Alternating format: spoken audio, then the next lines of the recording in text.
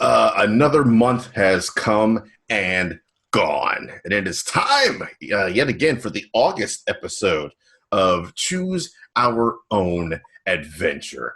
And I'm joined by the usual repertory players with me, as we always have every single month. We have Mr. Brian Martin. How are you doing today, sir? Oh, I'm Beset and Beleaguered, but I'm here. Well, we're glad you're able to join us, sir. We also have with us Miss Leslie Ellsworth. How are you? I'm doing well, thank you. And we have, of course, the always invincible Mr. Jermon Jackson. How are you doing, sir? I don't know as many big words as Brian Martin, but I'm good. Beleaguered.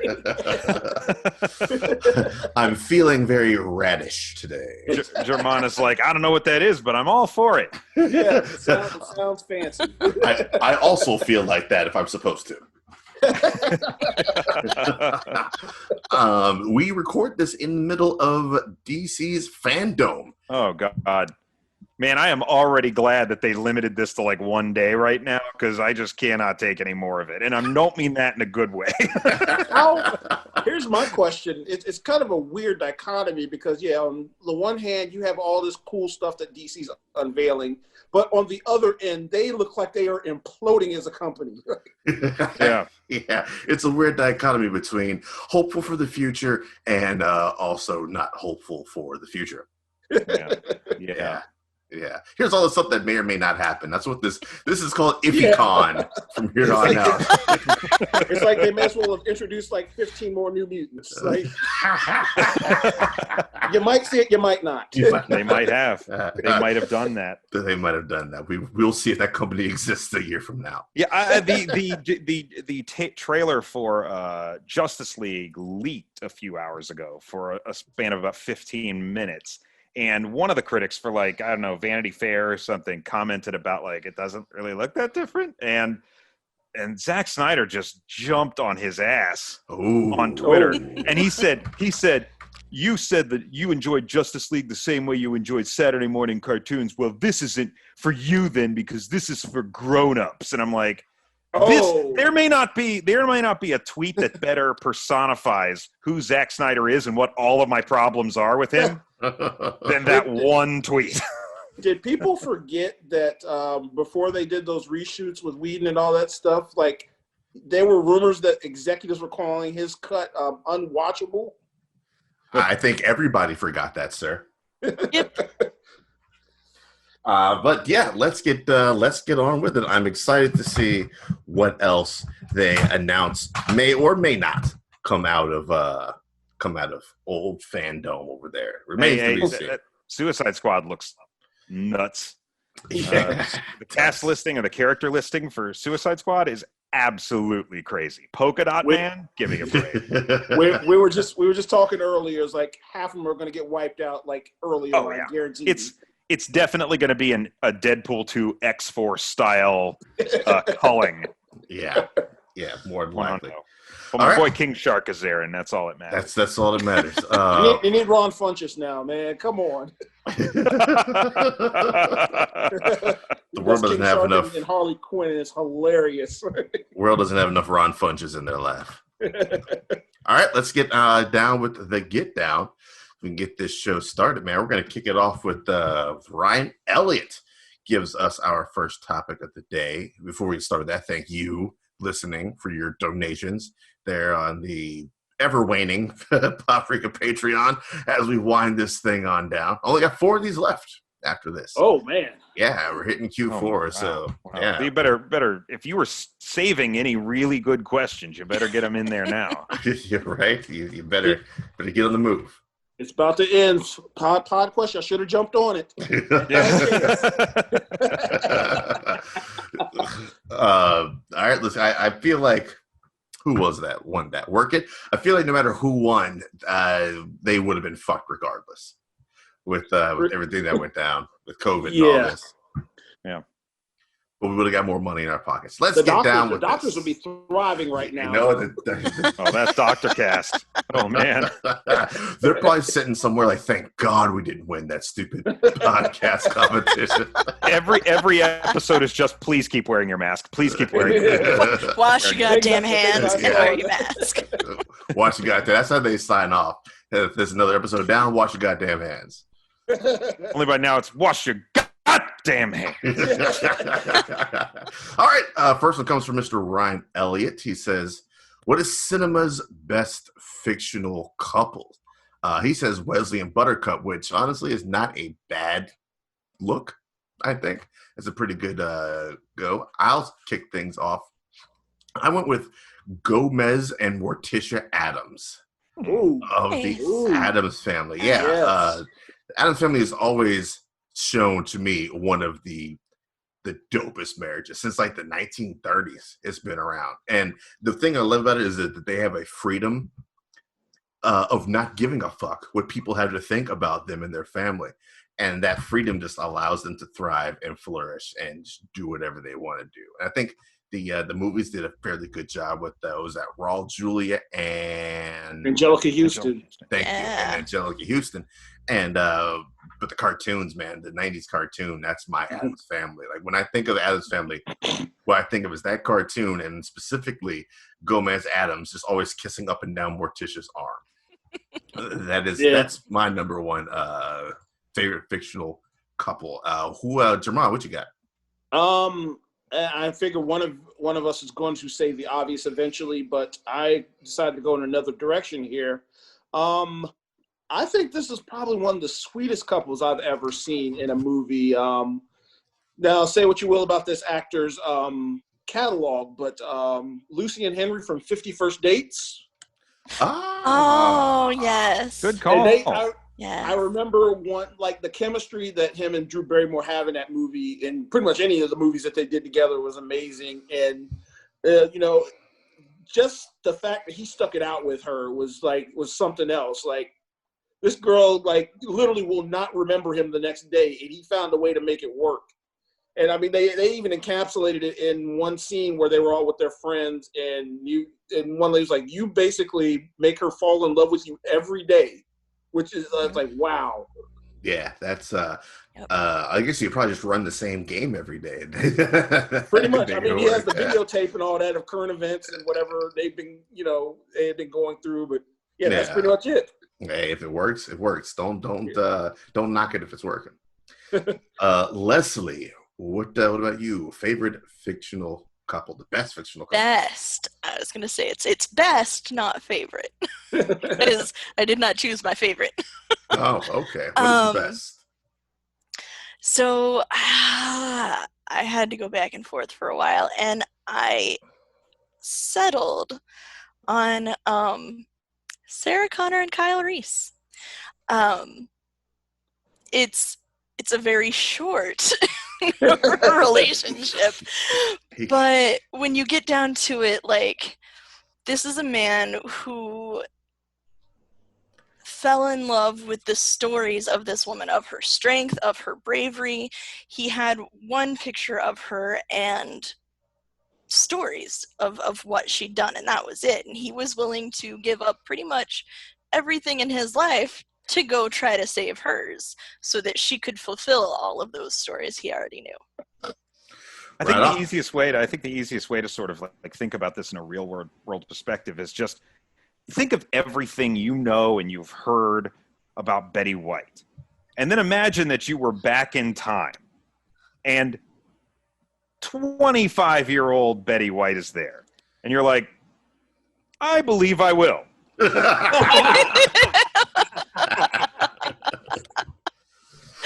Well, there you have it. That's what's that's what's wild, especially watching the later movies like Salvation, where Christian Bale, a grown-ass John Connor, basically has to preserve like a 20-something Kyle Reese so he can send him back to bone his mom. Yeah, it's a pretty crazy idea. That's part of why I was drawing just from the first Terminator. As you should. Subtitle of that movie is Two Wild Nights.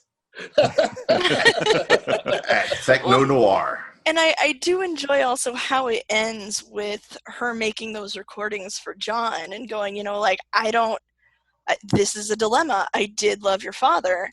I don't know if I should tell you about him. I don't want to fuck shit up. Right. Oh, good call. Good pull. And what about you, Mr. Martin? Best fictional couple? I really tried for a while to come up with something that was kind of funny, but I'm not. I'm gonna do this one straight. And I think Rick Blaine and Ilsa Lund from Casablanca are one of those on-screen couples that you see it and you're like, why did we even fucking bother trying after this?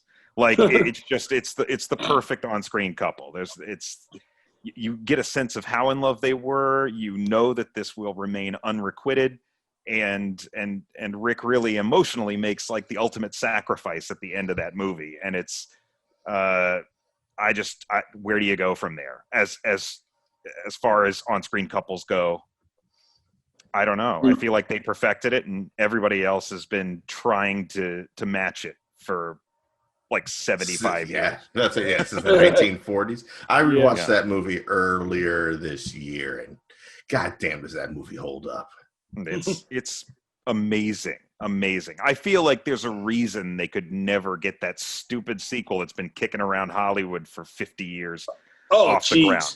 It's like there's a screenplay for a sequel to Casablanca, and they've been every once in a while they pull it out and say, I think we're gonna make this, and it's like, no, you're not.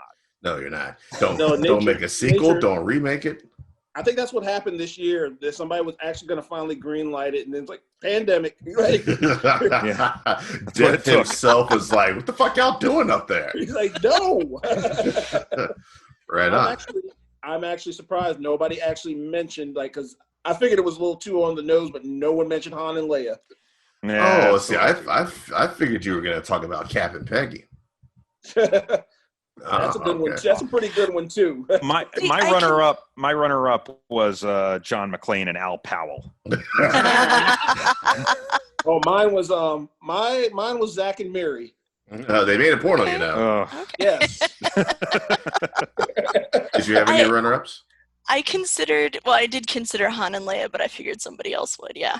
And I also thought non-romantic couples. Frodo and Sam.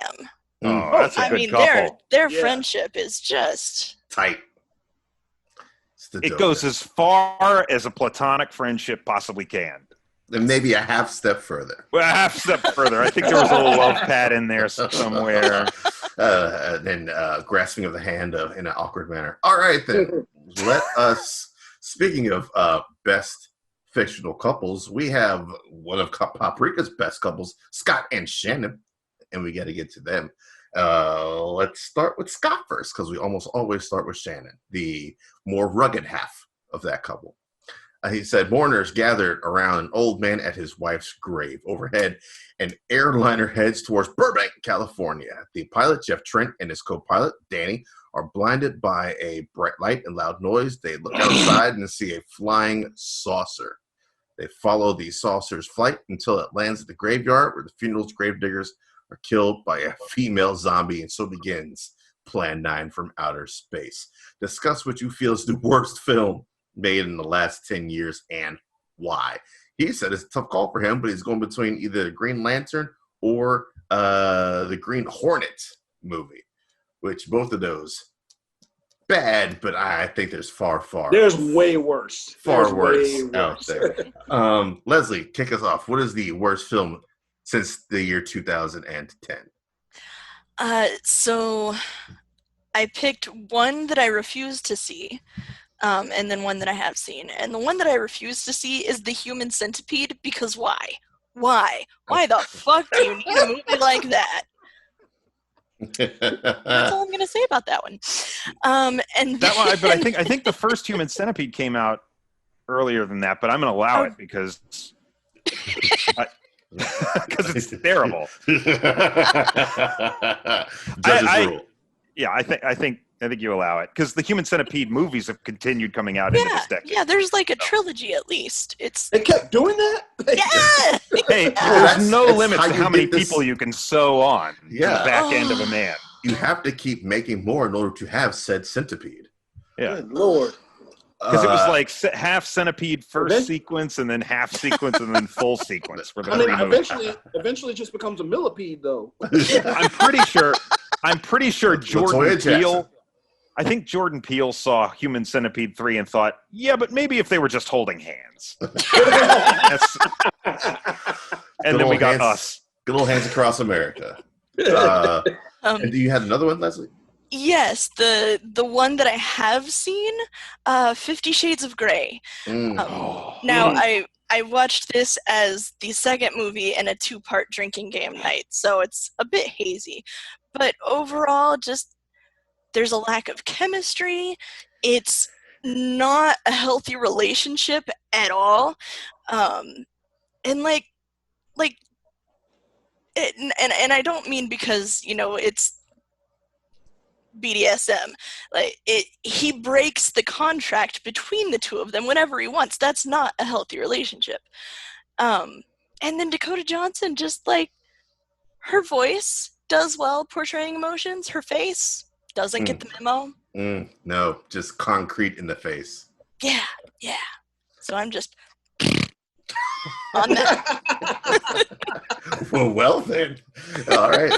Get our feelings out here. Mr. Martin, what do you have for worst movie of the 2010s? Or from 2010s till now?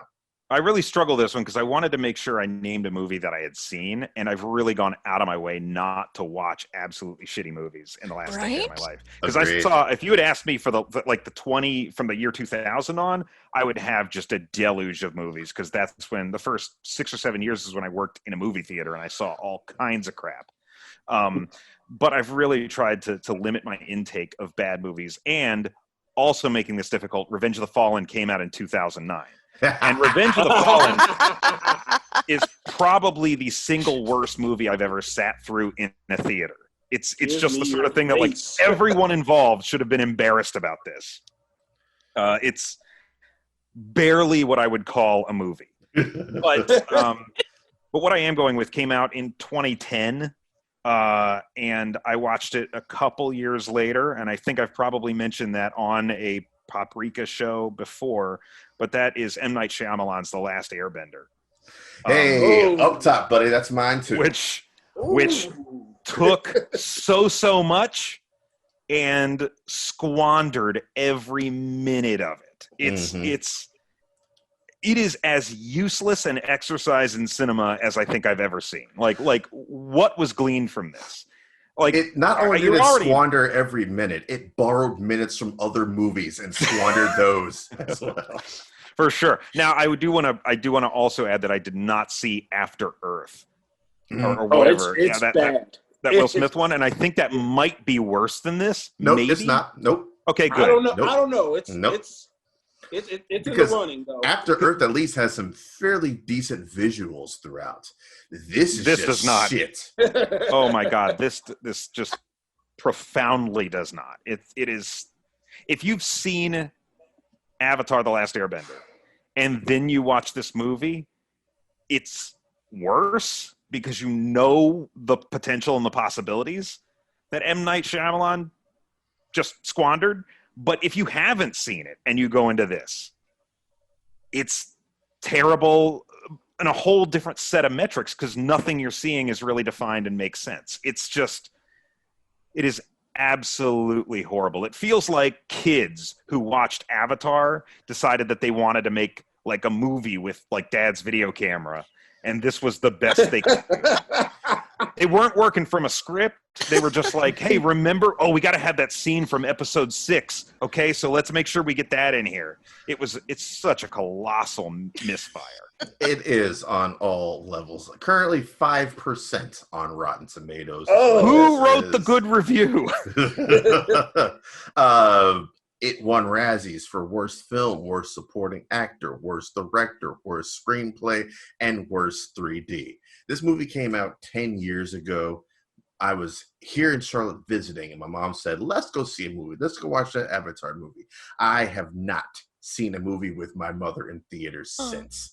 Wow. because nope, never trust her again. I will never trust her in theaters again. You do know you could choose the movie.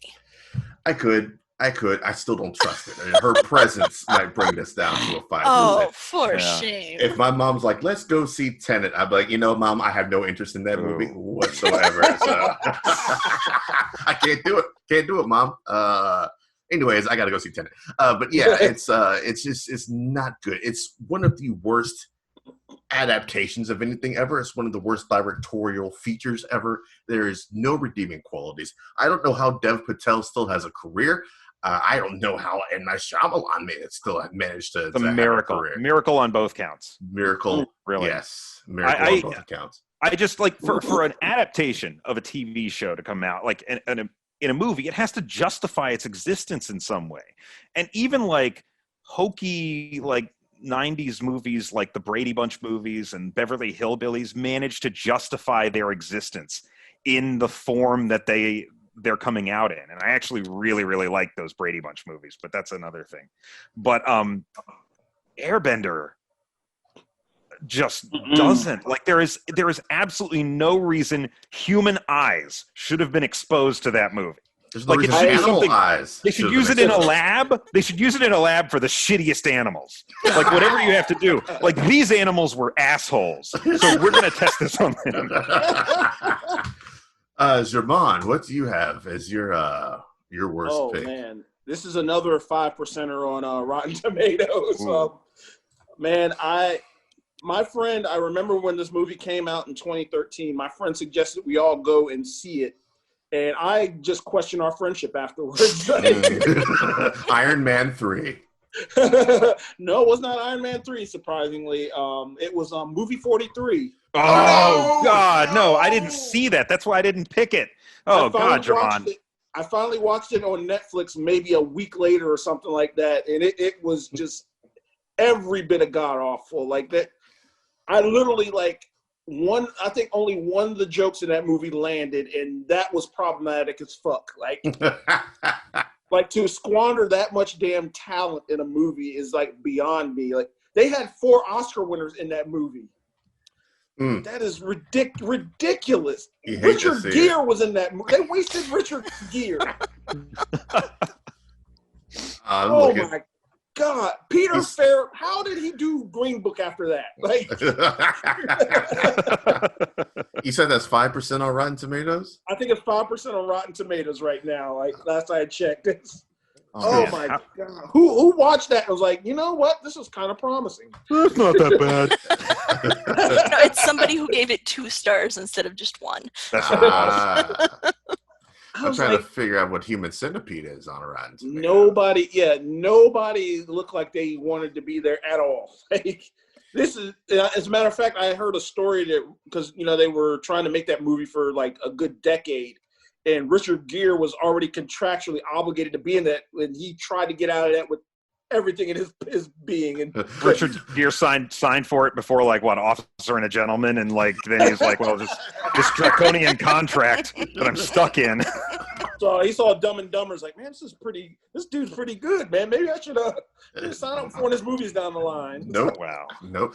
Human Centipede audience score is 25%. So Leslie, you are at the top of our shit heap of movies. Congratulations. Oh, good. Not bad. Combined don't even equal that. Yeah, no, that's not bad. I told you guys maybe at some point that I watched Human Centipede after getting a colonoscopy. Yes. Because I thought, hey, tally ho, no better time to just. This is going to be an ass day.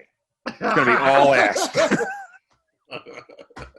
Well then, we have to follow up Scott with his much better looking half, Shannon.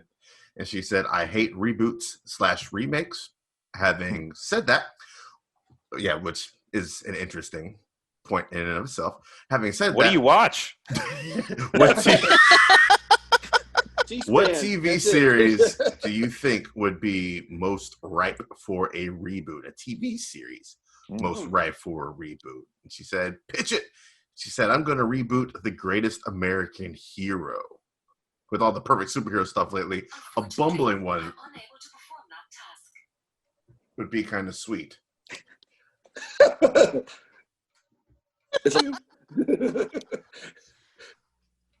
I think Alexa's trying to not comply with the question. Like, I'm not going to pitch anything. The thing about it is, I wasn't touching my phone. I just had my hand resting on the shelf, so I'm not sure where that came from. Was that from me? I think it was not me. Oh, all right. Well, apparently somebody does not want the greatest American hero. If it was me, there's a robot assassin in here trying to kill me. Sit down. Let's start with you, Javon. What TV series would you reboot / remake? I actually came up with two, because I know one is slightly a cheat, being that it's not necessarily a scripted show. I think, it's been a long time since we've seen it, and the climate in this world has changed so much. I would love to see a Chappelle Show reboot. Ooh, better not bring your kids. Yes, I think there was so much between the end of his first run and now that he has missed since politically and just whatever's going on in society. There would be so much he'd be able to pick from nowadays. Yeah, and he's right now, Chappelle is clearly on the top of his game right now, and I think it'd be a great platform for him to just talk about what's going on in the world. Maybe put on some brand new comedians. Fortunately, Charlie Murphy isn't with us anymore, but we still got Ashley Larry. Yeah, we still got Donnell Rawlings, so we can get some new blood in there. I think that 846 clip from earlier this year is probably the best case for a new Chappelle Show. Absolutely, that it could possibly be. He is. I call it the Angry Dave clip. Yeah. Because he is not a happy man at all in that, and his righteous anger with just a little bit of humor in there is definitely something that was needed and appreciated. Right. And the second one, the actual scripted show, and I'm surprised nobody has touched it yet. I'd love to see a reboot of Quantum Leap. Damn, that's mine. Ooh. Is it? 100%. This was the easiest question for this show I've ever answered. I'll let you Quantum Leap was the best answer. I'll definitely let you speak on it then. Oh, all right then. Well, I was not expecting such Quantum Leap love to be had around here. It was an awesome show. It was definitely a show. Brian, let's slide off. It was definitely a show, he said. Brian, with Scott Bakula's name. Look, Me and Ziggy go back a ways. All right. There have been times over the years where a Quantum Leap reboot or continuation was kind of dangled, and nothing ever came of it. But the show itself set up its own successor, because there were a series of episodes where Sam Beckett leapt into people in the same town about 10 years apart each time. And it was a 3-part episode. And in one of those episodes, he actually sired a daughter that he meets in the next episode as a 10-year-old kid. And they figure out, oh my God, this is Sam Beckett's daughter. And at the end of that episode, you find out that she is working at Project Quantum Leap in the future. And but he was aware that it was Sam Beckett's daughter until that point, right? And then the finale of the show indicates that Sam never returned home. Mm-hmm. Well, there you go, guys. Sam Beckett's daughter now knows from the course of the series that she is in fact Sam Beckett's daughter, and the sequel series is her going back in time to try to find her father who's lost in the time stream. And that is of course just the genesis of the show. But I think that Quantum Leap it tackled a lot of really progressive ideas in the late 80s, from racial inequality to gender inequality in the workplace. All of these sorts of things came into play, and I think looking at those themes through the lens of 2020 would be a really, really valuable thing. So I think you could do a lot with that show right now in this climate and in the world where we've grown so accustomed to seeing reality as it is and not as it's reflected in like I'm okay, you're okay TV shows of like the 1950s and 60s, right? Right on. So.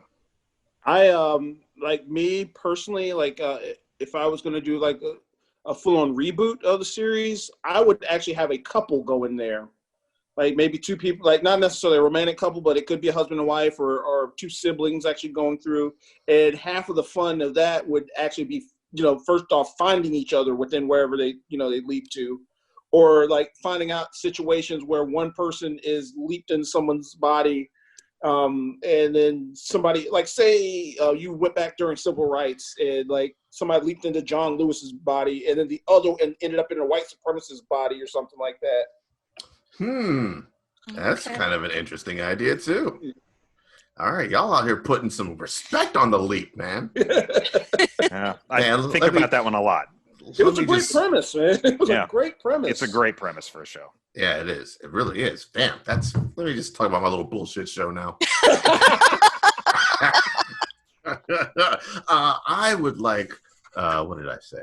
I would like to not remake, but reboot. Just redo, I think a show that me and Brian may have talked about that we know of before, but not many other people I know of are familiar. Rubicon on AMC is a show that I would definitely pay good money to reboot, throw it on a streaming channel, something like that. For those that are unaware, it's about a kid who, well, not a kid, it's in his 30s, a guy who works at a secret government installation, like an intelligence type organization. His father-in-law is his boss.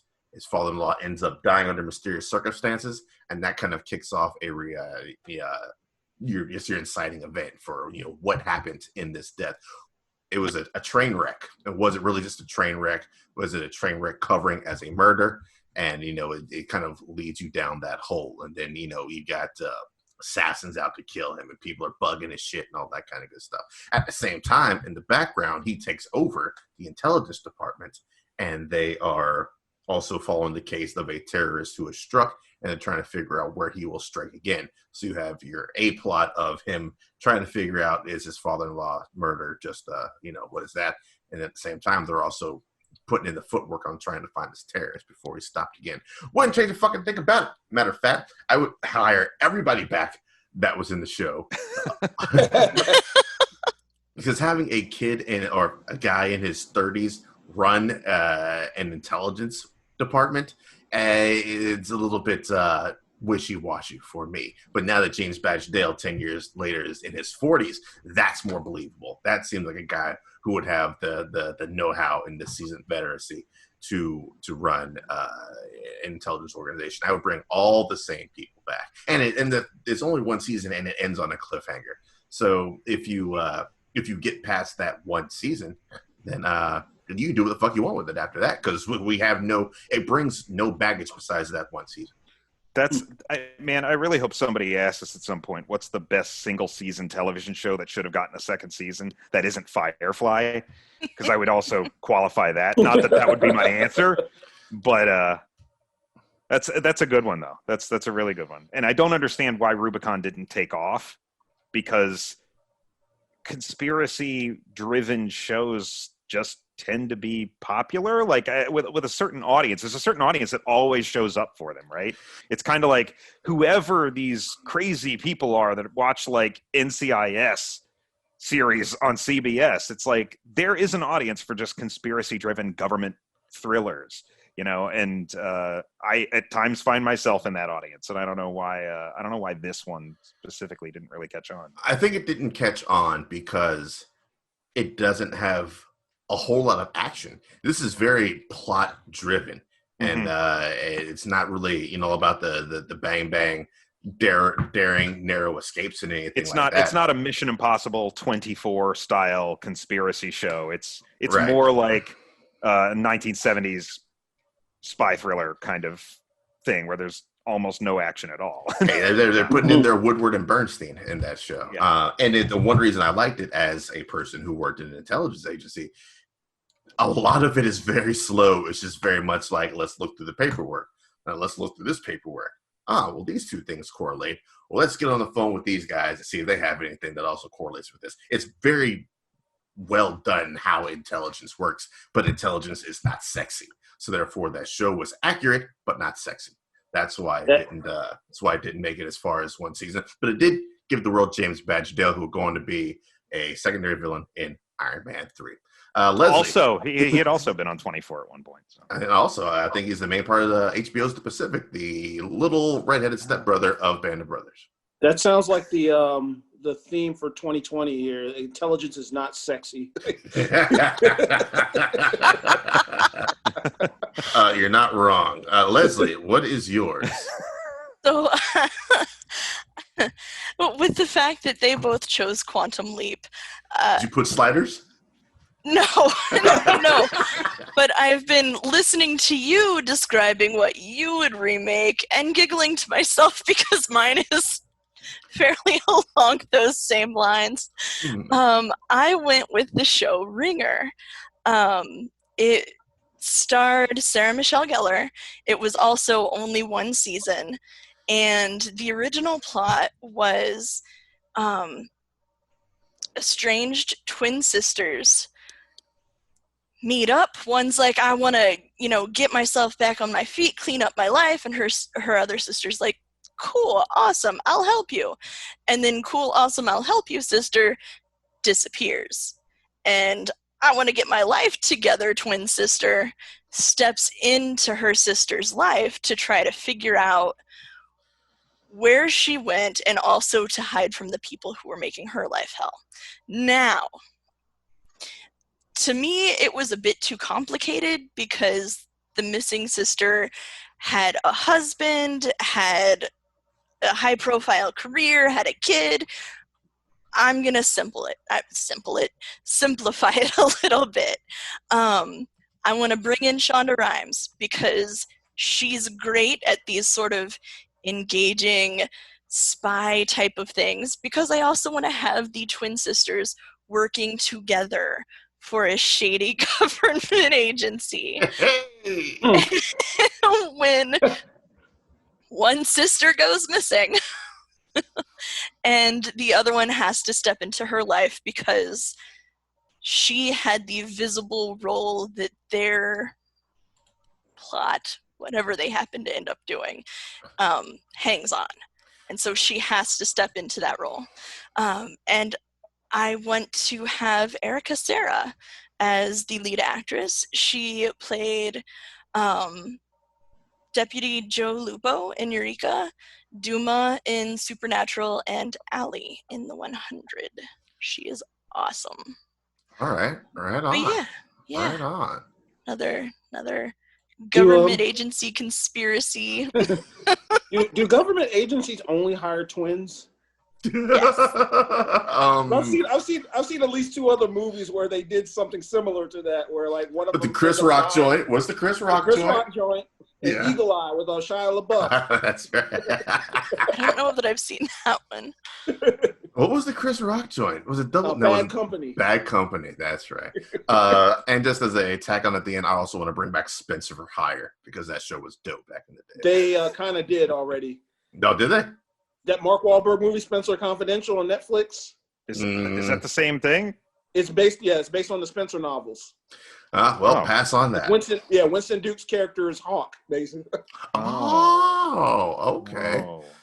I want to bring back sliders, but I want to make it about like White Castle burgers. Hey, burger. Just Jerry O'Connell eating burgers. Because I'm pretty sure that's just Jerry O'Connell and John Rhys Davies meet up and just pound some fucking burgers. It's just a reality show. Like, what are your burgers like here? Rembrandt Brown comes in and he's eating burgers. I'm sold on this show. Fuck all the rest of our shows. All right, let's keep this moving, y'all. We're running long. Swint, Duke Juan Grady Swint says this month's Choose Your Own Adventure 2020 has gone by fast, but not nearly fast enough. With the pandemic still a thing, movie theaters have been out of the question, but what movies were you looking forward to this year? I'll go ahead and say I was looking forward to Tenet, Dune, Black Widow. Brian, what were you looking forward to? I don't look forward to anything, man. I just in case pandemics happen. I just like don't want to. No, I don't know. I want to see Wonder Woman 84 for sure. Was Eternals supposed to be this year? The what? Originally? Eternals. No, that was going to be next. Yeah, no, that was It was supposed to be November of this year, I Was it? thought, right? Oh yeah, Yeah. Shang-Chi was going to be Like originally. So that would be another one I would tack in there because that was the one that like I feel like that got punted and I don't even know where it is now. Who knows? I don't know when we're going to be allowed to go back to movies. Black Widow took Eternal. Black Widow's November. Eternals took Shang-Chi, which is something like February, March. Shang-Chi took Doctor Strange, I think. And then Doctor Strange got punted to 2022. Yeah, so who knows at this point. Yeah. All right, Leslie. Black Widow and Dune.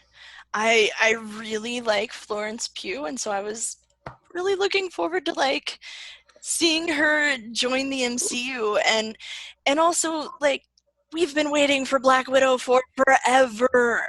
I remember when Red Sparrow came out and there was talk about how it might be the closest we ever get to a Black Widow film, but it really did not fit that niche at all. So yeah, I was excited for this. It also did not fit the criteria of a good movie at all. Mr. Jackson. Pretty much the same. Yeah, Tenet, Wonder Woman 84, No Time to Die. That's the one. I'm all about this new Bond business right now. That hurt. That hurt because we were so close. We were It so would have been April. Like if this virus could have held out 1 month, we would have gotten it. How do you think Mulan feels? Like there was a screening for it. Critics went and saw it. There's a red carpet premiere for it. Some of that I forgot about A Quiet Place too. Yeah. Oh man. Oh, Yes. yeah. There was going to be a screening that week. Fast and Furious in space. Yeah. Yeah. Yeah. You hate to see it. It hurts. Keep Yeah. it moving. Our boy Peanut Butter said if you could write/direct a musical or a feature-length film that's basically a long-ass music video, shout out to Hype Williams, an album of your choice. So a long-ass movie based off an album of your choice. What would that album be? What would the movie be like? Who would star in it? Jermon, kick us off. Oh boy, man! I there was only one album I could even think of when this question came up.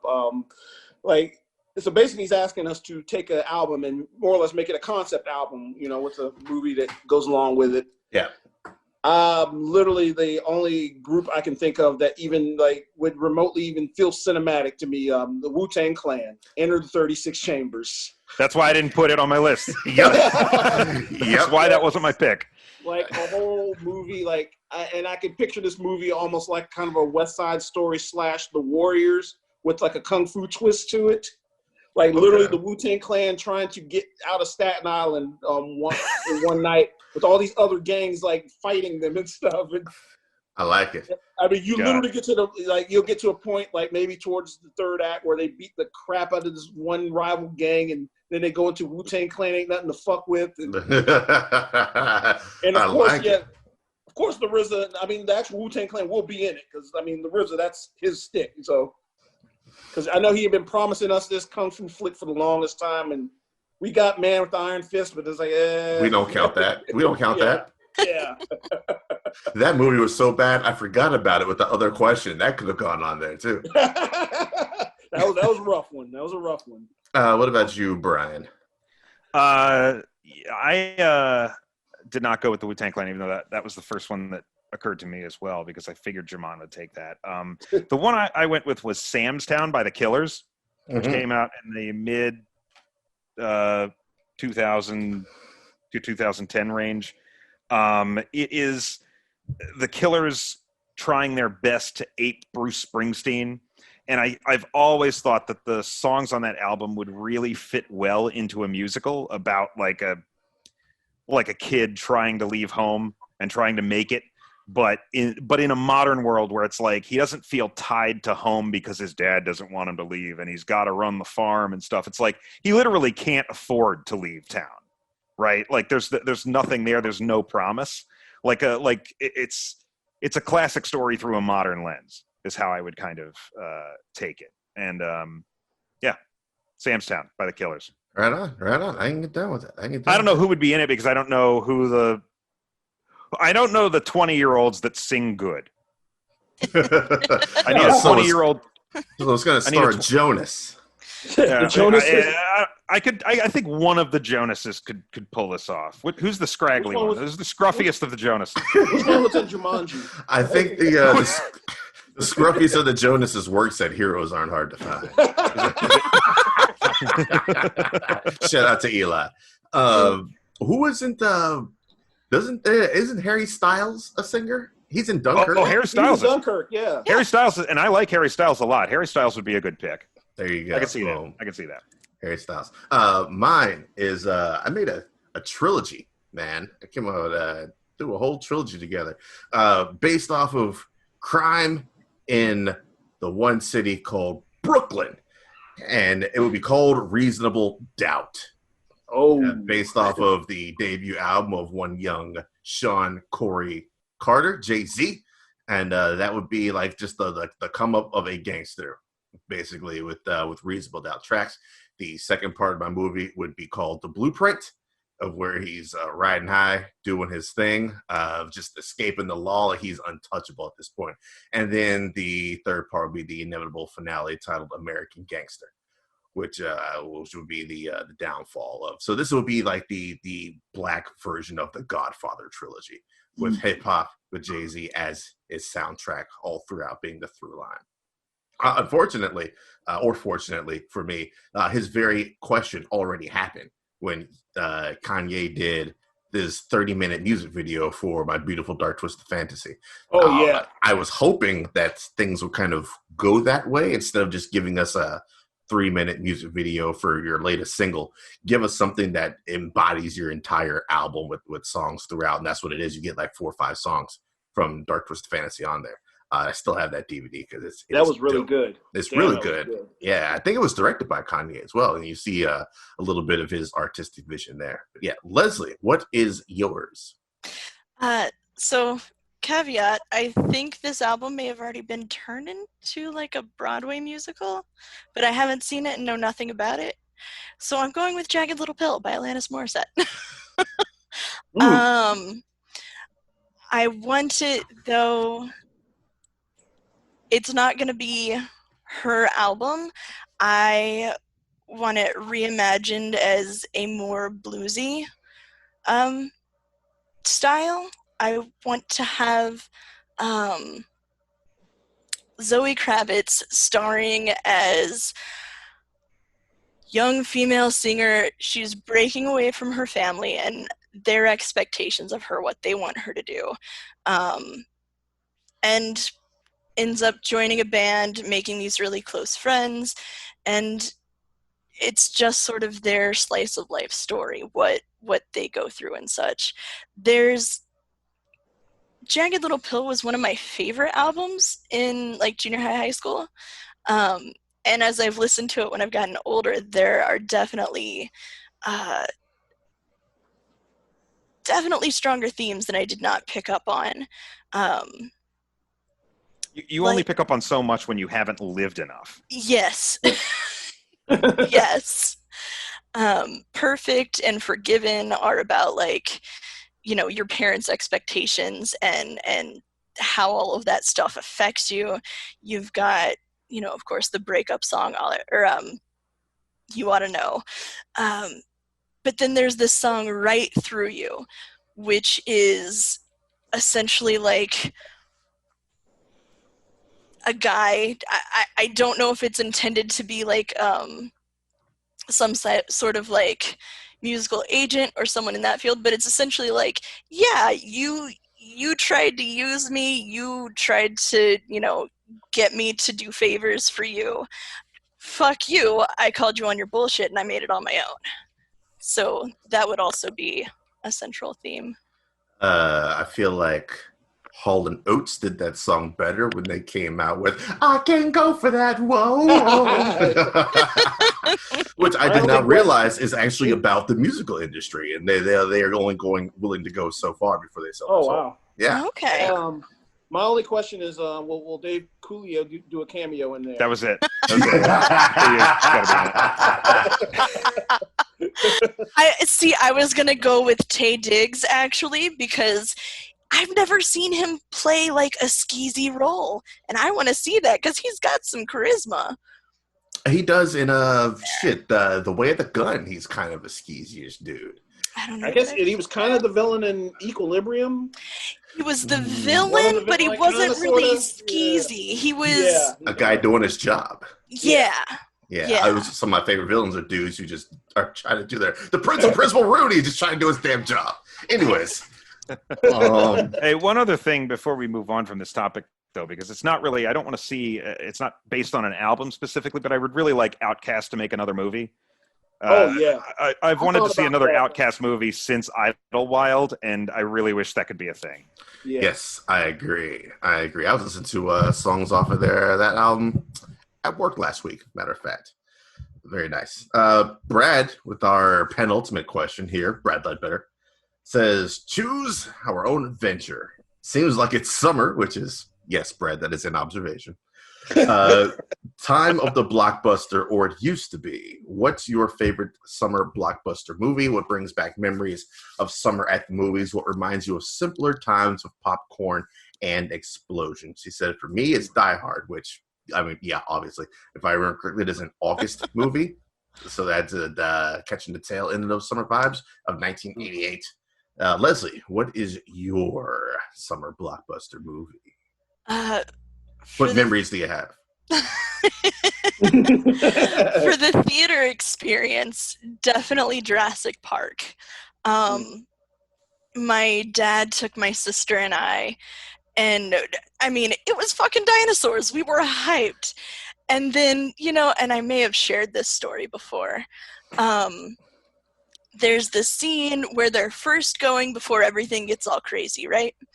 And there's the goat tied up for the T-Rex. And it's getting all quiet and it's getting all tense. And, the girl's like, why do they have the goat? What are they going to do with the goat? And so my dad, who is sitting in between my sister and I, waits till it gets really tense and then grabs our legs. And so we, of course, like, ah! And scream, and nothing happens. There is not one damn scary thing in that scene. The theater laughed at us. But it was fun. It was fun. Yeah, that's one of my favorite summer blockbuster experiences. Besides that, I have to go with The Sandlot as a non-theater experience. My best friends and I loved that film, and thinking about it reminds me of like summer sleepovers and just goofiness and all kinds of fun. Yeah, those folks, we went to see that screening or whatever. They need to get their shit together with that projector, man. Oh, right? Oh, my God. Forgot about that, yeah. That was terrible. That disrespect ruined the whole day. Killed me. Brian, what about you, sir? Your favorite blockbuster, your blockbuster memories? Mine is also Jurassic Park. I feel like for people of a certain age, Jurassic Park was the biggest movie they had ever seen in theaters, right? Like it was the movie that turned me into like a weekly moviegoer. I went to the movies before that multiple times in my life to see things throughout the years, but Jurassic Park was such a cultural phenomenon in 1993. Like you couldn't watch TV without seeing a making of special about it or something like that. I remember Entertainment Television had like an hour-long special that they played on like almost a continuous loop all summer long, and I watched it over and over and over again. And I saw that movie 5 or 6 times in the theater, and it was just something else. And that's the movie that really grabbed me and turned me into a movie theater goer, for sure. Right on. What about you, Jermon? I'm thinking just on pure spectacle, Independence Day, man. That, holy shit. That was my runner-up. Yes, that was that Will Smith owned the summer back during that time. Like when he was just pumping out hits like year after year. Dude, I mean, it had all the dog fights, the action, explosions, just the special effects at the time were just incredible. Oh my God. I remember going to the theater to see that and was like, that was during that time when you go to the theater and that's what you go to see. Like this, the big screen, just ridiculous shit that you could never see in real life.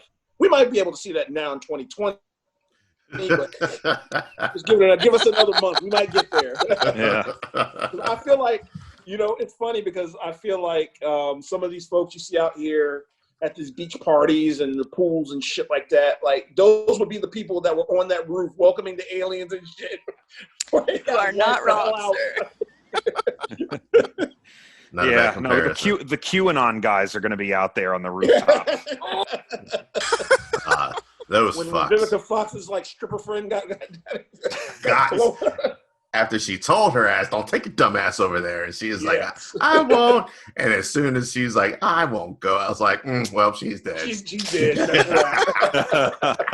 right. It was something like, let's see, Independence Day is right about 96, something like that. Yeah, Supposed to be at, 96. supposed to be at 96. 14. Even my young 14 ass knew. Yeah, she ain't, nope, she ain't making it. Good pull, Independence Day. Mine, I apparently am the only person on the face of the earth that never saw Jurassic Park in theaters. Oh, wow. Yeah, Boy. I didn't see it until it was gifted to me on the wonderful medium of VHS for maybe Christmas, something like that. I do believe it was. Pan and scan. Probably not full.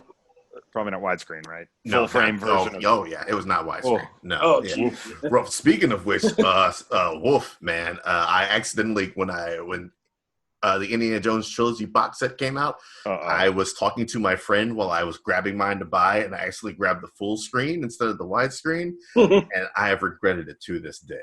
When I hit the lottery, the first thing I will do is buy the widescreen versions. I was once in the return line at Walmart, and the guy in front of me was holding in his hand a copy of Scoo, the early aughts movie with Sarah Michelle Gellar and them in it, and it said widescreen on it. And I was like, nice to see a guy returning a piece of shit movie. He went up there and he was like, yeah, I need to exchange this for the full frame version. I was like, Oh. Exchange the fucking movie and get something else. I have a confession to make. I was one of those full screen guys back in the day or whatever. Same. The letterboxes were a distraction to me back then. Oh, Brian's disappointment. Yeah, Jermaine. God, I'm so disappointed. I definitely did not I understand. I didn't understand the difference either. And then I got my shit right, but I still have to replace my Indiana Jones. Anyways, my summer blockbuster, strictly based on the experience, is Marvel's The Avengers. Yeah. Me and former Paprika host Eric Elizondo and a couple other people, we went and saw the whole marathon. Back when that was humanly feasible, right? When it was just 5 movies leading to a 6th. I do believe back then. So yeah, you could still do that. Obviously, you take a nap during Incredible Hulk, you're good to go. And when we got done, man, it was just electric in that theater, waiting for it, and people were speculating, trying to figure out what the fuck this movie's going to be about. And then it just blew all of our expectations out of the water, man. And it's a movie that hadn't quite done anything the movies had done before. It was cool seeing all of our people we've been reading for years in comic books personified incredibly well on screen. And it knocked it out of the park. I watched Avengers last week, I think. I had it on while I was working here at home. Still had a blast watching that movie. Avengers is fucking fun. Yes, I remember. Right after that movie came out, saw it that opening weekend, and literally for almost 2 weeks straight, that's all me and one of my coworkers talked about. Yeah, like just specific scene. Like my buddy came up to me one day, just like almost like a pitch. He's like, "Okay, I'm gonna name a character. You name your favorite moment from the movie." It's like Hawkeye. Oh no! The best moment Hawkeye gets in that movie is when he shoots the arrow and isn't looking in the direction he shoots. Yeah, he just tracks it and just chunk. Yeah, that's the best Hawkeye moment. Loki or whatever, and he like grabs it, but it ends up exploding on him. That's also a good one. The smug look on Loki's face right before that arrow explodes kills me every time. Like that Looney Tunes cartoon. Acme arrows. We're going to go ahead and end this bad boy off here with a question from one of our own, young German Juicy Jackson. He says, me. Yes, that is. Never heard a full-grown man so excited to hear his own name before.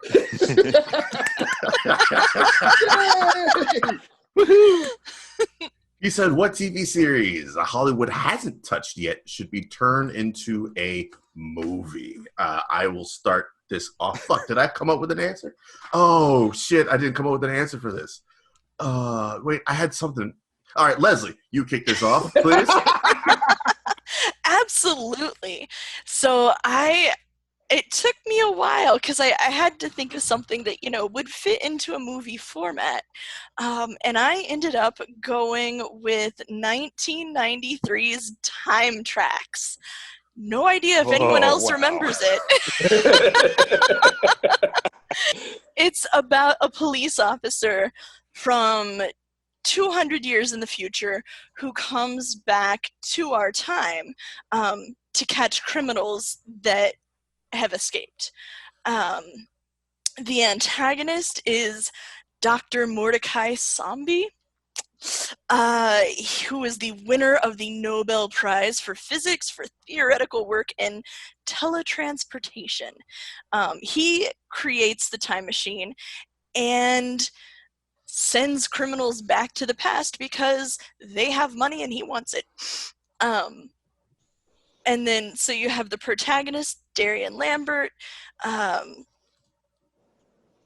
In the future, apparently, people live to be like 120. They can, hold their breath underwater for ridiculous amounts of time, that sort of thing.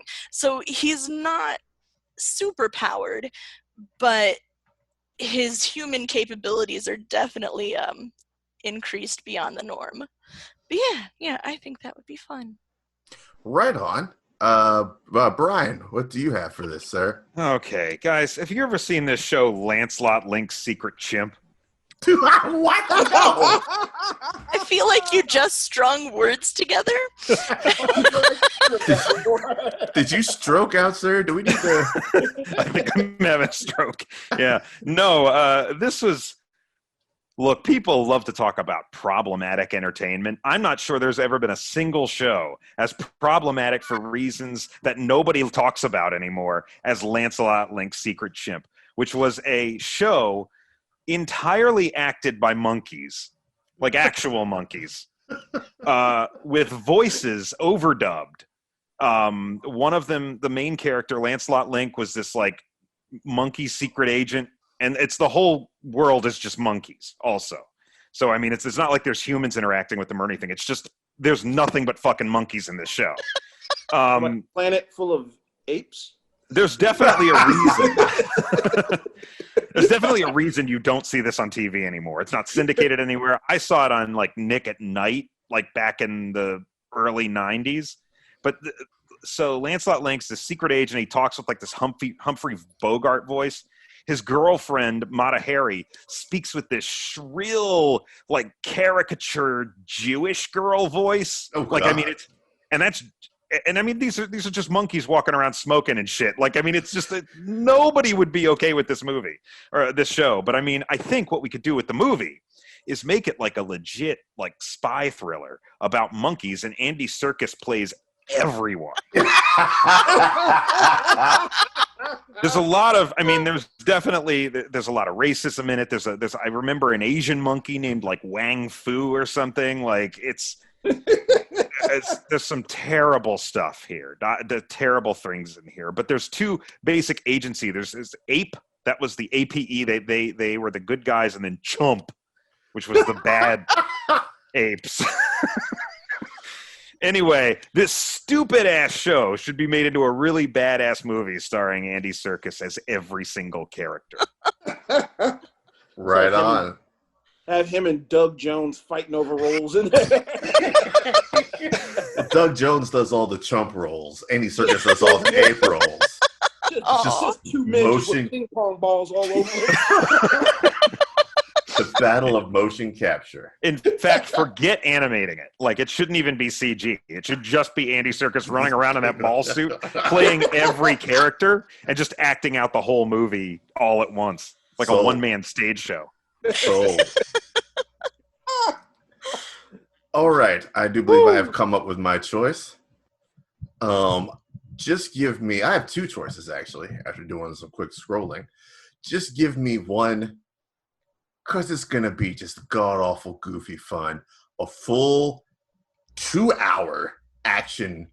The Adventures of Briscoe County Jr. Yeah. Oh man. And I'm talking about bring back the Chin himself, Bruce Campbell, doing all the action in this movie. It's gonna be like Dick Van Dyke in Night at the Museum.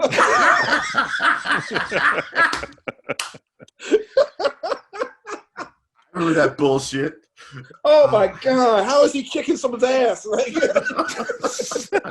Mickey Rooney. I was like, what the fuck? I want a full-on Western, The Adventures of Briscoe County Jr. I mean, just bring it back. As a matter of fact, no. I want a crossover. I want Briscoe County Jr. versus, what was that one Don Johnson show?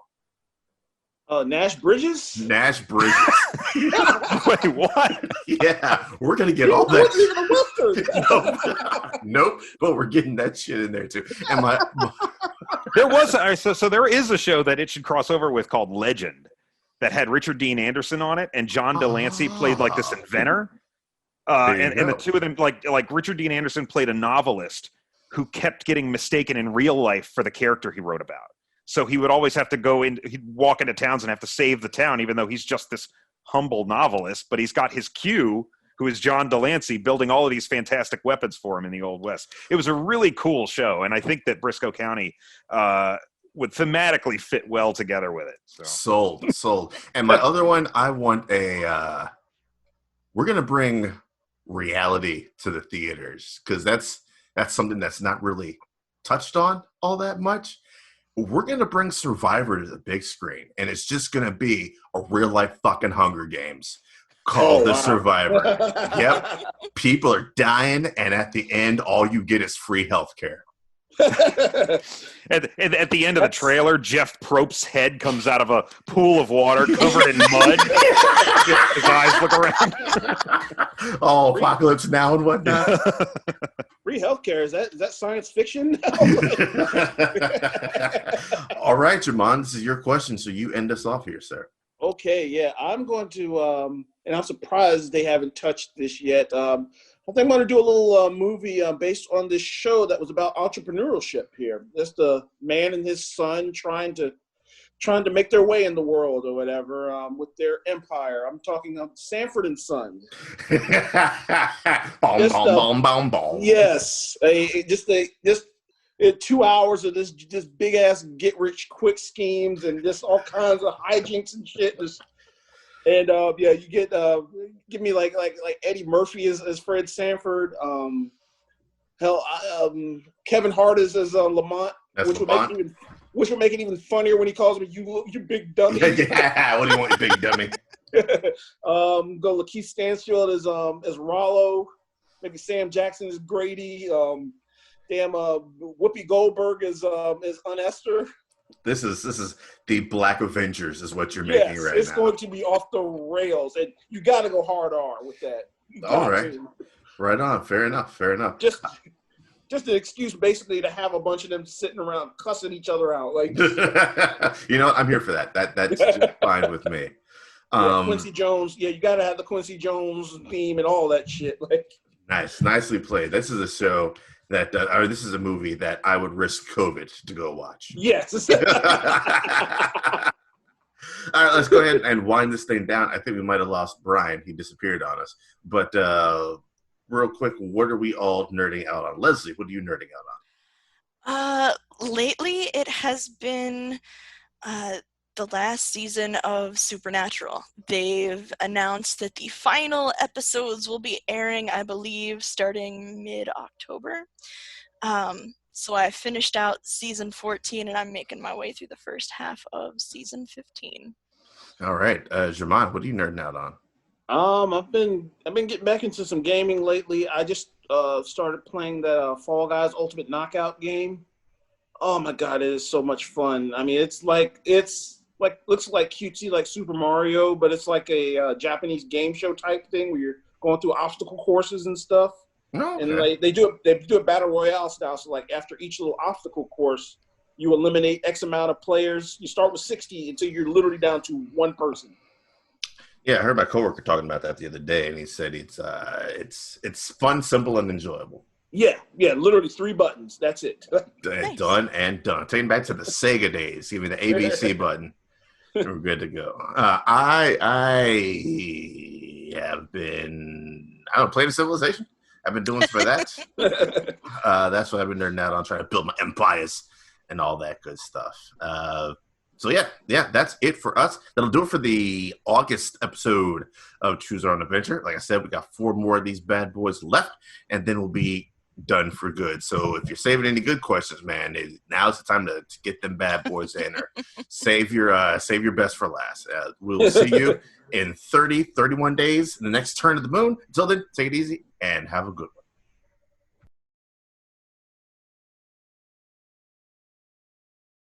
Box set. All right, we are back. Brian resurrected. He only has 2 lives left now. What are you nerding out on, sir? Did anybody say Muppets Now yet? No, nobody said No. Muppets Now. No, wait a minute. Is that out now? Is there new Muppets It's on out? Disney Plus, isn't it? Yeah, it's on Disney Plus. So Oh. we always the most effective way to make sure we have a show that we can watch is if it's something the whole family can sit down for right now. So the 2 most frequent shows we watch as a family are the Not Too Late Show with Elmo on HBO Max, which I actually cannot recommend highly enough.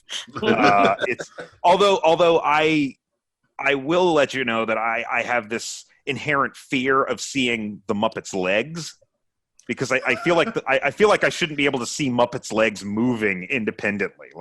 And there's this shot in the Elmo show where he comes out onto the stage and he looks down at his legs and then he kind of like moves them like a Frankenstein monster, like he just figured out how to walk. And I'm like, I never need to see Elmo's legs again. That's a freak show.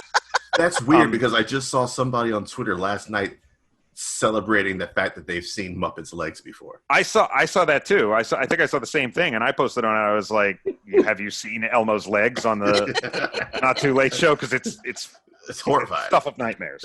But then there's also Muppets Now that we watch, and the whole concept for that show is that like the Muppets are kind of making their own little shows in isolation of one another. It's not under one big rooftop. And Scooter is kind of splicing them all together and uploading the files to create each episode.